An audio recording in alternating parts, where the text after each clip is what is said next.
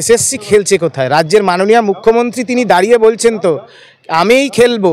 তিনি তো সুবলদের জীবন নিয়ে খেললেন, সন্তোষদের জীবন নিয়ে খেললেন, প্রশান্ত আমাদের জীবন নিয়ে খেলছেন, এখনও খেলছেন। হ্যাঁ, এর আগে তো সব চুরি করেছে, সব কিছুতে হাত পাকিয়েছে, কয়লা বালি আমাদের চাকরি চুরি। এখন আবার আমি শুনলাম টিভিতে চলছে, আমার তো দেখার সময় না, কোথায় নাকি চোখও চুরি করেছে। মানে কি বলবো, এই যে সরকার এবং সরকারের নেপথ্যে যিনি রয়েছেন, আবার কিছু তাদের দলের লোকেরা বলছে মহারানী, আমাদের প্রিয় মুখ্যমন্ত্রীকে বলছে মহারানী। মহারানী খেল দেখাচ্ছে। হ্যাঁ, 10 নম্বর নিয়ে আপনাদের কি মতামত?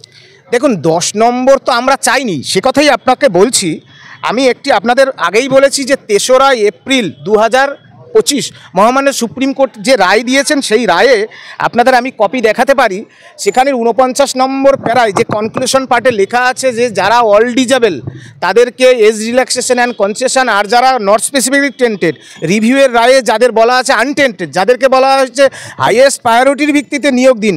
সেই রায়কে বোর্ড, রাজ্য সরকার, এই যে হচ্ছে সেই এমএ ফাইলে লিখে নিয়ে এসেছিল যে আমরা যে an advertisement for fresh recruitment to the aforesaid post, অর্থাৎ ফ্রেশ সিলেকশনকে ফ্রেশ রিক্রুটমেন্টে বদল করে নিয়ে এসেও অ্যাফোরসেড পোস্ট, অর্থাৎ এসএসসি 2016 প্যানেলের মামলার পরিপ্রেক্ষিতে তৎকালীন যে ডিক্লেয়ার ভ্যাকেন্সি ছিল তার উপরে নিয়োগ দেবে। এবং মহামান্য সুপ্রিম কোর্ট 26 তারিখও বলেছেন, 26শে নভেম্বর, যে এই যোগ্য শিক্ষকদের হাইয়েস্ট প্রায়োরিটি দিয়ে রক্ষা করার দায়িত্ব রাজ্য সরকারকেই করতে হবে। সুতরাং এই 10 নম্বর তো আমাদের এসএসসি 2016 প্যানেলকে দেওয়া হয়নি। এটা মূলত এই 10 নম্বর নিয়ে যা চলছে, আমরা বলছি আমাদের 10 নম্বরের কি দরকার?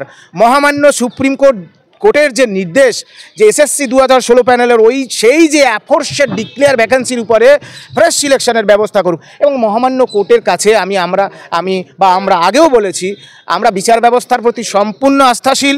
হ্যাঁ, বিচার ব্যবস্থার কাছে মাননীয় দেশের প্রধান বিচারপতি যিনি নতুন হয়েছেন তার প্রতিও আমাদের আবেদন যে সুপ্রিম কোর্ট, মহামান্য সুপ্রিম কোর্টের যে নির্দেশ যে অ্যাফোরসেড ডিক্লেয়ার ভ্যাকেন্সিতে নিয়োগ করতে হবে, রাজ্য সরকারকেই করতে হবে, সেই নির্দেশ সেই রাজ্যের autonomous body school service commission তারা মানছেন না।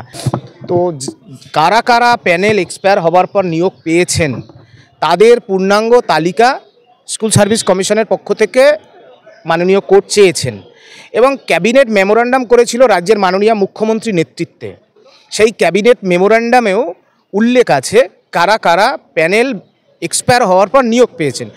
আমি কখনোই বলছি না যে প্যানেল এক্সপায়ার হয়ে যাওয়ার পর এরা সবাই অযোগ্য, কিন্তু এই যে এদের সংকটের মুখে পড়তে হচ্ছে বা এদেরকে নিয়েও টানাটানি শুরু হলো, এর প্রধান কারণ কি? এর মূলে রয়েছে এসএসসি, এর মূলে রয়েছে চাকরিচোর রাজ্য সরকার, আর চাকরিচোর রাজ্য সরকারকে মানে তাদের মুখ বাজাচ্ছে চোর এসএসসি।